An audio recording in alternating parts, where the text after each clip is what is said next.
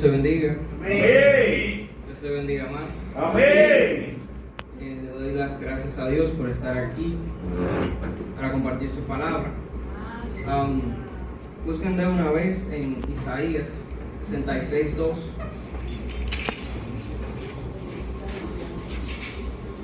Está un poco tarde. Aleluya.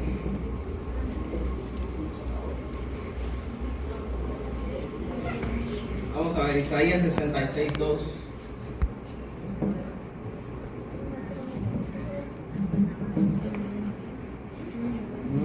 Cuando lo tengan pueden decir amén. Amén. Dice así, en el nombre del Padre, del Hijo y del Espíritu Santo. Amén. Pero miraré a aquel que es humilde y contrito de espíritu y que tiembla ante mi palabra. Amén. Ese es el versículo de este mensaje. Como la palabra de hoy es bienaventurado, pues yo quise hacer un contraste aquí entre Isaías 2 y Mateo 5, que es el Sermón del Monte. Este Sermón del Monte es uno de los quizás más malinterpretados y es uno de los sermones más famosos de Jesús también. Así que vamos a ver cómo nos ayudamos aquí para entender todo esto bien. Dice Mateo 5, bienaventurados los pobres de espíritu, bienaventurados los pobres de espíritu, porque de ellos es el reino de los cielos.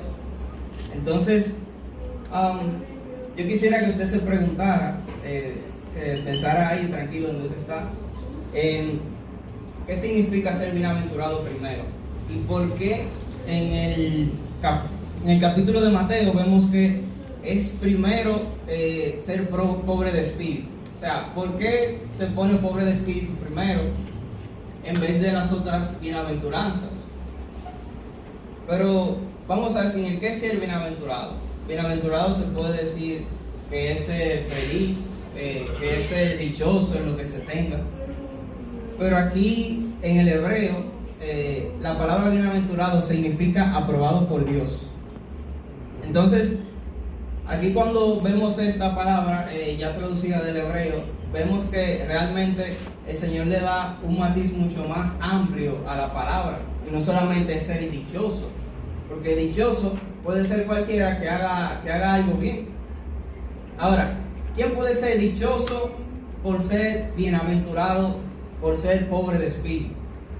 Entonces aquí en Isaías podemos ver más claro, pero miraré a aquel que es humilde y contrito de espíritu y que tiembla ante mi palabra. Bueno, aquí ser pobre de espíritu puede encerrar muchas cosas. Podemos decir que no es ser pobre de espíritu. Ser pobre de espíritu no es estar en depresión.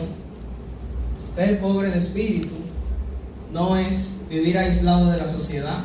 Ser pobre de espíritu no es que otro me hable y yo agache la cabeza así, ay, no me mire. Eso no es ser pobre de espíritu. Ser pobre de espíritu tampoco es ser pobre materialmente. ¿Qué es ser pobre de espíritu? Podemos ver un ejemplo bastante claro en la cruz del Calvario, cuando aquel ladrón le dijo al Señor, habían dos ladrones, y uno de ellos le dijo, pero si tú eres el Cristo, bájate y sálvanos a nosotros también. Pero el que estaba a su lado, no recuerdo si era a su izquierda o a su derecha, le dijo, verdaderamente nosotros hemos hecho de todo para estar aquí. Recuerden que para ser crucificado había que ser de lo peor, porque era básicamente el peor castigo que se le podía dar a un criminal. Y Jesús ahí fue contado entre los pecadores. Dice la Biblia que ahí se cumple una profecía también. Pero entonces este ladrón le dice a Jesús, verdaderamente tú eres el Cristo. Él no ha hecho nada para estar ahí en la cruz. Entonces él le dijo en su humildad, en su reconocimiento de que acuérdate de mí cuando estés en tu reino. Y Jesús le dijo, desde hoy estarás conmigo en el paraíso. ¿Qué le puede dejar dicho esto a usted? De que es ser pobre de espíritu. Pobre de espíritu no es más que ser una persona que reconoce que necesita a Jesús y que él no tiene nada que ofrecer para que Jesús lo mire. Eso es lo único que es ser pobre de espíritu. La única palabra que encierra ser pobre de espíritu es esta: yo no tengo absolutamente nada para ofrecer, ni tampoco tengo nada para que Jesús me mire. Ahora, yo en ese reconocimiento yo tengo de Jesús, Jesús se acerca a mí, no yo a él. Yo reconozco que sí soy un pecador y que necesito a Cristo, pero Jesús se acerca a mí y me dice: entonces sí, yo te doy de mi gracia. Y si se fijan, para estar en el tiempo de la ley y pasar entonces al tiempo de la gracia, después que Jesús muere, Jesús hace el primer acto de salvación por gracia, básicamente, que es decirle a ese ladrón: desde hoy estarás conmigo en el paraíso. Entonces, ¿qué pasa con ser pobre de espíritu? ¿Y por qué el Señor le importa tanto que nosotros seamos pobres de espíritus como primer requisito para nosotros entrar en un proceso de santificación, un proceso de que Él se acerque a nosotros? Es por eso. Aquí podemos ver algunos versículos. Santiago 4:6: Dios resiste a los soberbios, pero da gracia a los humildes. Primera de Pedro 5:5: revestidos de toda humildad en vuestro trato mutuo, porque Dios resiste a los soberbios, pero da gracia a los humildes. El mismo versículo. Proverbios 16:18: antes de la destrucción va el orgullo, y antes de la caída la arrogancia de espíritu. O sea, póngase a pensar, ¿por qué el Señor dio ese sermón y dijo: bienaventurados los pobres de espíritu? Ese es el único requisito para yo acercarme a Dios. El único requisito. Jesús no quiere saber de gente antigua. Jesús no quiere saber de gente que crean que no lo necesita. Porque entonces Jesús tiene que humillar a esa persona para entonces esa persona diga: verdaderamente yo no tengo nada que ofrecer para yo acercarme a Jesús. Pero nosotros realmente a veces, ya después que aceptamos al Señor, sí somos así. A veces decimos: por lo que yo hago, bueno, Jesús debería remunerarme, o por lo que yo hago, yo debería estar en otra posición. Pero yo no puedo hacer las cosas desde esa arrogancia, porque inmediatamente yo entro en arrogancia, Jesús dice: no, aléjate, porque yo no puedo soportar que mi hijo haya morido en una cruz y tú entonces estés diciendo que por tus obras, las mismas obras que llevaron a Jesucristo a la cruz, entonces yo tengo que recompensarte por eso. No, como primer requisito, yo quiero que tú seas pobre de espíritu, que tú reconozcas tanto de que tú no mereces nada, que yo entonces me acerco a ti y mi gracia y mi misericordia, entonces yo las hago contigo. ¿Por qué? Porque Jesús, para ir a la cruz del Calvario, era por nuestros pecados. Fue por nuestros pecados. O sea, no hubo, lo único que nosotros hicimos fue desobedecerlo. Y nos pasó de ser creación a ser hijos adoptados en Él. O sea, Jesús no necesita que usted haga nada. Y me voy a explicar más en eso. Jesús no necesita que usted venga aquí y demuestre que usted es el sábelo todo, en el sentido de que yo hago todo lo que haya que hacer en el reino de Dios. Yo toco, canto, predico. Jesús no necesita nada de eso. El Evangelio tiene 2000 años desarrollándose. Y si usted no habla, bueno, las piedras hablarán con eso. No, Dios no lo necesita a usted. Usted necesita del Señor. Ahora, el Señor lo que quiere de usted es que usted reconozca. Después de ese reconocimiento, entonces vienen todas estas cualidades que menciona Mateo 5, como las de un bienaventurado. Bienaventurados los pacificadores, bienaventurados los misericordiosos. Pero yo no puedo ser un pacificador ni un misericordioso si yo primero no soy pobre de espíritu. ¿Quién puede tener misericordia? ¿Quién puede ser pacificador si primero no reconoce que no lo tiene? Nosotros no nacemos con misericordia. Aquí entonces aprendemos mediante la palabra y la oración qué es la misericordia, qué es la paciencia. Y Jesús en muchos versículos de la Biblia muestra que nuestra paz y nuestra tranquilidad, incluso nuestra felicidad, va a depender qué tanto nosotros obedezcamos estas bienaventuranzas. Serás dichoso. Dichoso no solamente encierra aprobado por Dios, sino que también estarás gozoso, igual que Pablo. Que Pablo, en medio del desarrollo del Evangelio, estaba en una cárcel. Pero Pablo decía, no, yo me contento donde sea. Porque es que yo entiendo lo que a mí me han regalado. ¿Me entienden? Yo entiendo lo que a mí, lo que han hecho conmigo. Fue un acto de que yo maté tantas personas y yo hice esto, hice lo otro. Y Jesús a mí me dio de su gracia. Jesús me hizo reconocer. Entonces, mientras nosotros estemos aquí, estemos pensando que en ese grado de altivez que tengamos, nosotros vamos a conseguir algo del Señor, lamento decirle que no. El Señor no actúa ni en nuestra ansiedad, ni en nuestra altivez. Cosa que si usted reconoce y se humilla, el Señor entonces se acerca.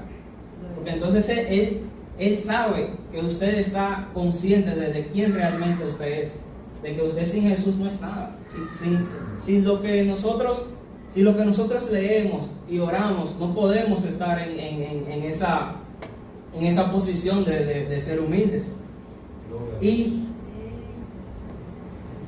realmente aquí quiero hacer, hay una historia muy famosa en un libro que es un predicador que va en un tren. Él tiene varias maletas y cuando él llega a la iglesia tiene varias maletas. Hay un servidor que lo ayuda a cargar. El servidor le dice, Dios le bendiga, pastor, yo le voy a ayudar, pues yo no soy nadie, déme la paleta, venga. Yo no soy nadie, se lo he repetido como 3 veces ya. Yo no soy nadie, yo soy un pecador, venga, déme eso, pero yo no soy nadie. Y decía el predicador que mientras más él hablaba, más él sentía como su orgullo subía. Porque tu servicio debe hablar por ti, no tú por tu servicio. Las obras del Señor no necesitan que tú las resaltes como eres tú que las estás haciendo, sino que las obras deben hablar por ti. No es necesario, señores. Entonces, aquí, entonces, miren entonces la actitud de Cristo en este versículo, en Filipenses 2:5. Haya pues en vosotros esta actitud que hubo también en Cristo Jesús, el cual, aunque existía en forma de Dios, no consideró el ser igual a Dios como algo a que aferrarse, sino que se despojó a sí mismo, tomando forma de siervo, haciéndose semejante a los hombres, y hallándose en forma de hombre, se humilló a sí mismo, haciéndose obediente hasta la muerte y muerte de cruz. Jesús se humilla a sí mismo, Dios hecho hombre. Entonces usted no lo puede hacer. Entonces, ¿cómo usted explica de que usted sea altivo y tenga esa actitud egoísta? Y Cristo, que era Dios, que no merecía nada de lo que le pasó, pero lo hizo por amor a usted y a mí. Entonces usted viene donde Jesús con esa altivez a decirle que sí, usted se merece algo. ¿Cómo usted lo ve eso? Si lo pensamos de esa forma, bastante mal, ¿verdad? Entonces, ¿cómo el Hijo de Dios que viene aquí se humilla y hace ese acto tan significante que nos dio la salvación? Y Él lo que nos dice a nosotros, ustedes también tienen que humillarse. O sea, Él no lo dijo por decirlo, es que Él lo hizo. ¿Me van entendiendo? Entonces Jesús nos da un ejemplo y nosotros a diario luchamos por seguir. No es que leemos y oramos 2 semanas y ya eso nos va, no, tenemos que orar diario por eso. Pues Jesús dijo, ya yo he vencido al mundo. Jesús nos dio las herramientas, tenemos su ejemplo, pero a veces ni siquiera lo imitamos. Entonces a veces vivimos en ansiedades, vivimos en dificultades que nos tienen hasta aquí y que no tenemos paz. Pero déjenme decirle que eso es por el orgullo. El orgullo encierra tantas cosas que si usted se pone a ver realmente, usted queda sorprendido. Miren, humildad no es señal de debilidad. Humildad es señal de fuerza. Por la humildad entonces nosotros podemos reconocer que nosotros sin Dios no somos nada. Entonces Dios se acerca a nosotros y nos da esa fuerza para entonces nosotros continuar. Pero no es al revés. Dios no nos da fuerza. No es como usted ve muchos ministros que usted le ve esa altivez. No, Señor, Dios no habita en la altivez. Por más que usted pueda sanar a un enfermo, por más que pueda ir por la calle predicando, Dios no obra en la altivez. Y usted tampoco es bienaventurado una vez usted abraza la altivez. Porque al usted abrazar la altivez, usted hizo así a Cristo. a Dios Cristo o la altivez. No puede haber una amistad con el mundo y una enemistad contra Dios. El orgullo hace que usted no reconozca que Jesús es el principal en sus obras, que Jesús es el que tiene el mérito de todas las obras buenas en su vida, y de las obras malas usted es el responsable de eso. Jesús cada día obra porque usted cada día vaya en pos de Él y diga: Señor, yo reconozco que sin ti no soy nada, si tú no me ayudas, entonces voy a abrazar el pecado, porque esa es mi naturaleza, según Génesis. Si usted no quiere ser humilde, entonces tendrá que ser humillado. Hay que humillarse para ser humilde. Y esto es un poco raro si no lo explico. Mire, humillarse no es un acto voluntario que usted hace. Es un acto que viene de arriba hacia abajo. Yo vengo del estándar ¿de quién? De Cristo. Una vez yo aquí me comienzo a comparar con cualquiera de aquí, estoy entrando en una competencia, y eso ya es orgullo. Porque yo entonces dejo de compararme a Cristo y me comparo al otro, pero nunca me comparo al otro que yo pienso que es mayor que yo. Siempre me comparo al que está un chin por debajo. No, a ese sí yo me lo llevo. Ese sí yo me lo llevo. Pero si te comparas a Cristo, vas a vivir tu vida entera humillado, porque ahí tú no puedes llegar. Y ahí no hay méritos. Ahí no hay méritos en el que yo diga: voy a leer las bienaventuranzas, pobre de espíritu, paciencia, misericordia. Es fuerte, porque Cristo, siendo Dios, lo hizo, y Él no tenía que hacerlo. Pero el orgullo hace entonces que usted diga: a los otros yo sí aplico este mensaje. El sermón del monte yo lo puedo aplicar a cada uno de ustedes, pero no a mí. ¿Por qué? Porque al yo aplicarlo a ustedes me siento alto, al yo aplicarlo a ustedes. Pero si no lo aplico a mí, entonces me siento orgulloso. Yo sí, porque ustedes están mal. Pero entonces yo me comparo con ustedes y yo digo: fulano, ok. Pero entonces el estándar de Cristo lo hago a un lado. Déjenme decirle que la Biblia nos manda a nosotros obrar hasta llegar hasta la estatura del varón perfecto. Nunca vamos a llegar a ser perfectos en nuestra totalidad, pero el Señor nos manda cada día a que estemos un paso adelante, siempre, pero con la mirada en Cristo, nunca con la mirada en el otro. La Biblia incluso nos dice que consideremos a los otros como más importantes que nosotros. ¿Por qué? Eso es cuidando el orgullo. Es cuidando que usted no diga: mi hermano, wow, me está superando. No, porque es que aquí todos somos importantes. De igual manera, nadie aquí es infalible. Viene Jesús, se lleva a alguien de aquí, puede traer otro.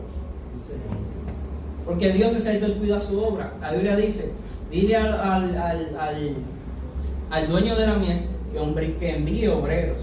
No es el obrero que dice: yo voy. No. Es el Señor de la mies que dice: te mando. ¿Por qué? Porque yo quiero. No porque tú te sientas preparado.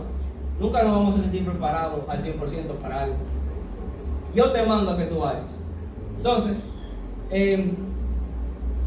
aquí hay algo también. El humilde siempre se considera orgulloso. Y el orgulloso siempre se considera humilde. Siempre, cada vez que una persona diga: yo soy muy humilde. No, ahí no está Dios. ¿Saben por qué? Porque el humilde reconoce que él nunca va a poder llegar a tal punto de que él pueda decir: yo soy humilde. No, el único humilde fue Cristo.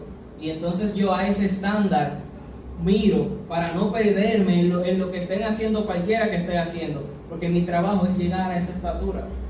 Y como yo nunca voy a llegar, entonces vivo mi vida humillado. Entonces Jesús ve eso y entonces me mantiene humilde. Me da las herramientas para yo soportar la tentación. Me da las herramientas para yo seguir adelante, siguiéndolo a Él. Y no es un proceso fácil. O sea, ser humilde es difícil. Cuando Jesús hizo cuando Jesús estaba en el camino con la cruz, un guardia, dice la Biblia que un guardia le echó mano. Le echó mano, es como que alguien vaya pasando, entonces le haga así, venga para acá. Entonces lo puso a cargar la cruz. Entonces más adelante dice, el que quiera venir en pos de mí, niéguese a sí mismo, tome su cruz y sígame. No es un camino fácil, porque es una guerra contra toda la sociedad que está totalmente caída. Usted va a ir en contra de los medios, va a ir en contra de muchas universidades, va a ir en contra de muchos grupos de amigos, y no es popular, y cada vez que el mundo va avanzando, cada vez el cristianismo se va volviendo menos agradable al oído, porque cada vez la gente va pensando que eso es bueno siendo malo. Cada cosa que nosotros queramos hacer en el camino va a parecer más mala que buena para ellos. Y si no nos humillamos y entendemos que esa batalla no la vamos a poder ganar sin Jesús, entonces lamentablemente vamos a un camino que no va a terminar para nada bien. El orgullo siempre quiere reconocimiento, pero la humildad siempre reconoce a otros. El orgullo siempre está pensando en él. El orgullo no quiere saber que el otro esté mejor. Y tampoco quiere saber que yo quiero ayudar a esa persona porque me puede pasar el rolo en buen dominicano. Si usted ve, cuando una persona siempre vive en ese encierro de que todo el mundo lo ofende y todo el mundo, yo no soporto a nadie, es una persona orgullosa. Porque no es posible, esa persona no puede decir, yo tengo misericordia, o yo soy pacificador, o yo soy pobre de espíritu, porque yo reconozco mi condición y todos estamos en la misma condición.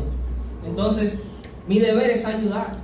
Incluso, esa persona ni siquiera, cuando el otro trata de ofenderlo, ni siquiera se ofende, porque dice, es parte. Tú, lamentablemente, somos caídos, tú puedes, pasa, ya. Pero el orgullo siempre sale como un león a querer defenderme a mí, pero nunca defender la imagen de Cristo.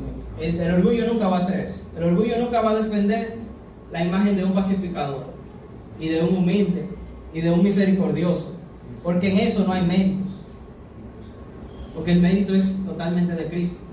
Sin embargo, el orgullo critica, pero la humildad prefiere callar.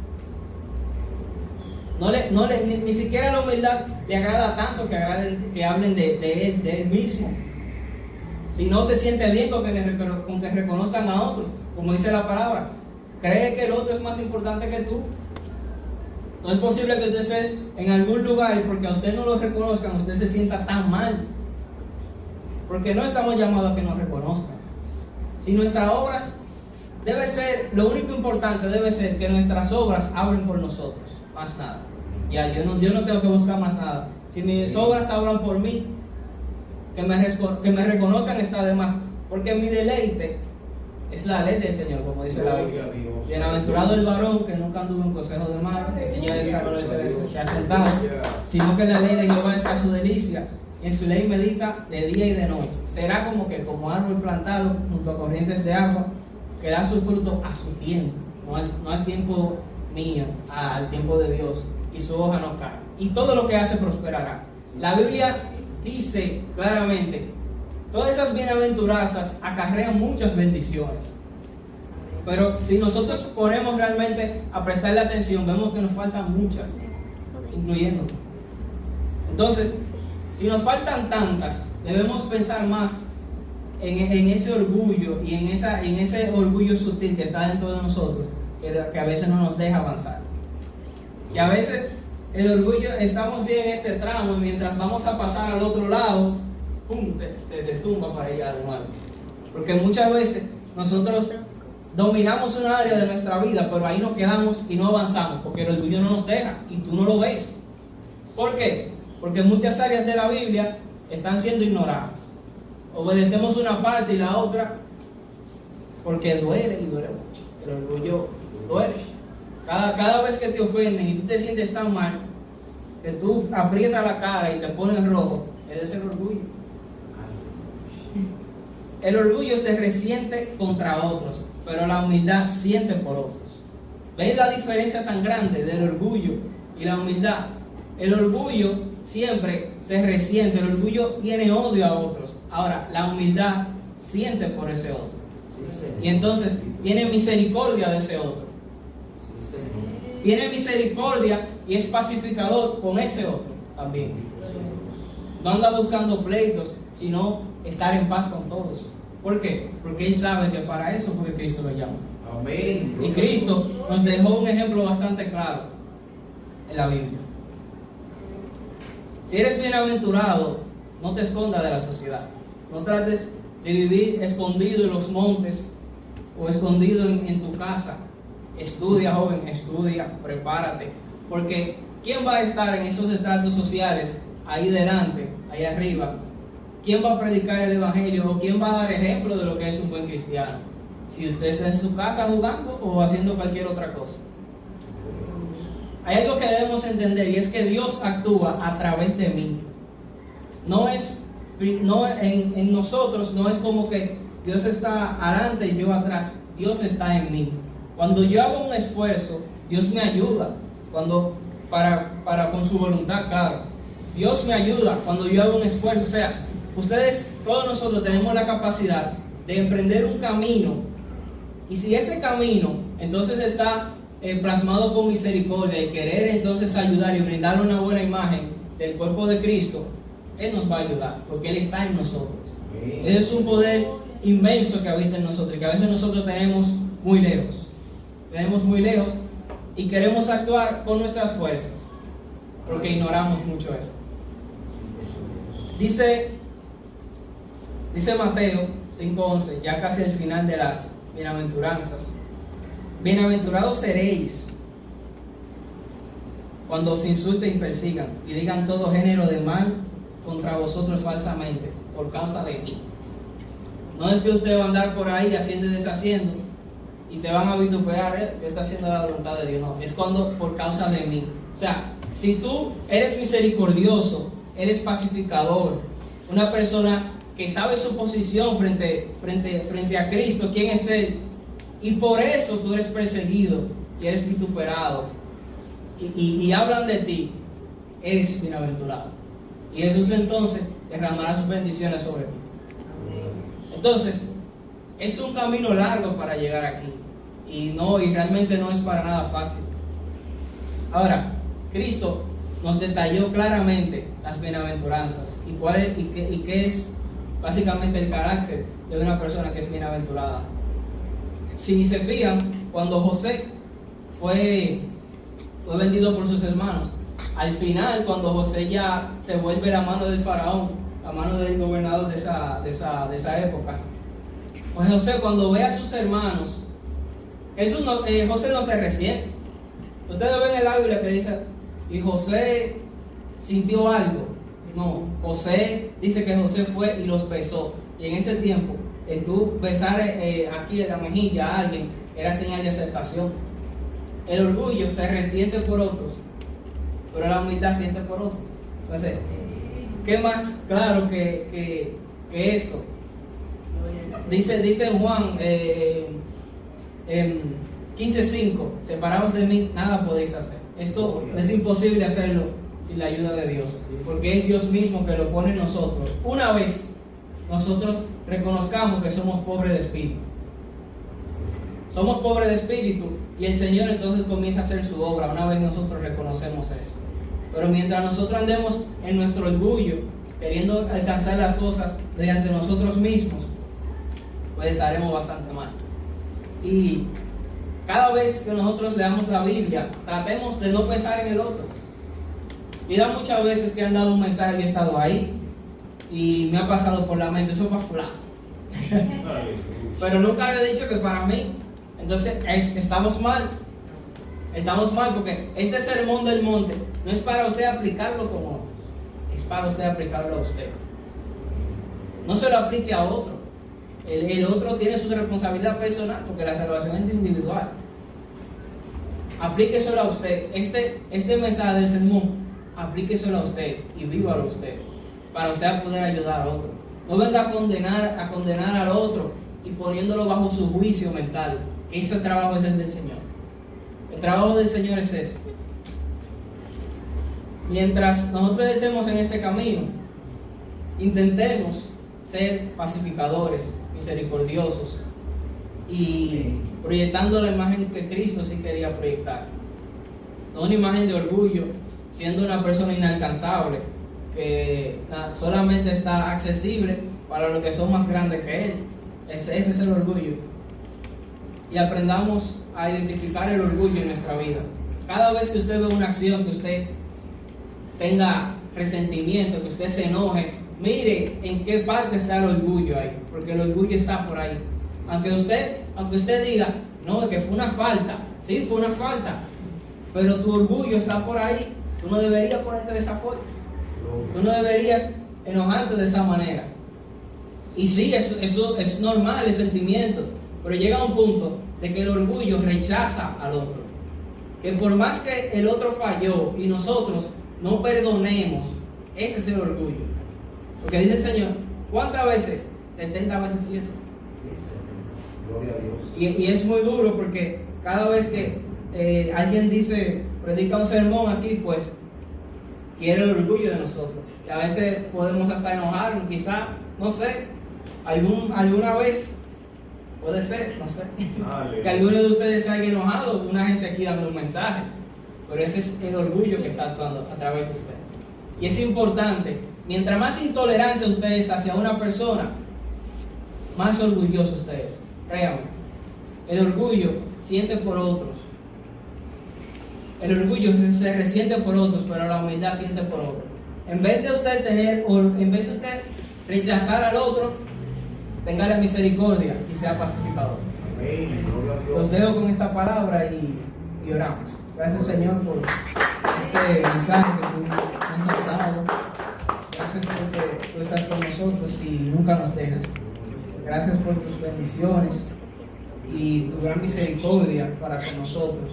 Gracias, Señor, porque estamos aquí y sabemos que es por ti, que cada cosa que hacemos, cada cosa buena que hacemos es por ti, Señor.